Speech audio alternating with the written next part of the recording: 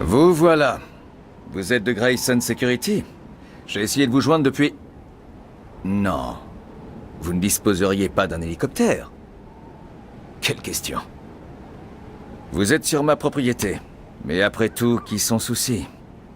On ne peut pas dire que j'y sois très attaché. Quelle personne saine d'esprit voudrait d'un parc d'attractions abandonné sur une île oubliée de Dieu dans l'Atlantique? Mis à part Nathaniel Winter, bien sûr. Oui, le Nathaniel Winter. Millionnaire. Nabab. Et comme on peut le voir, empereur d'un parc.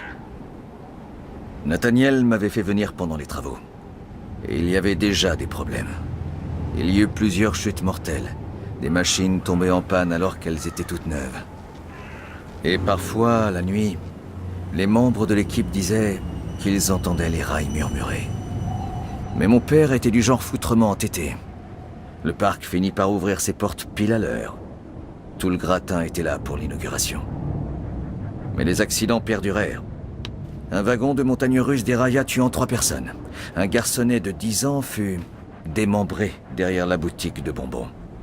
Un employé en costume d'écureuil devint fou et creva les yeux de 2 ados. Et dès 80, Nathaniel se vit contraint de fermer. Une enquête était en cours.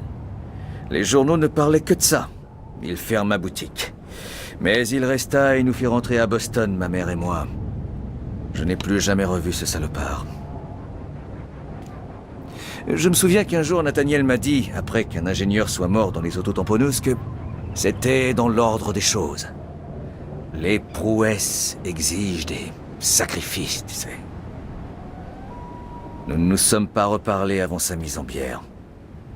Il a vécu très longtemps sans rien me laisser de sa fortune. À part... Je ne veux pas d'argent. Et je ne voulais pas du parc non plus. Mais je veux des réponses. Il y a beaucoup à dire sur Nathaniel Winter, mais il a toujours placé son argent dans des affaires rentables. Alors pourquoi diable investir dans ce parc? Je les entends.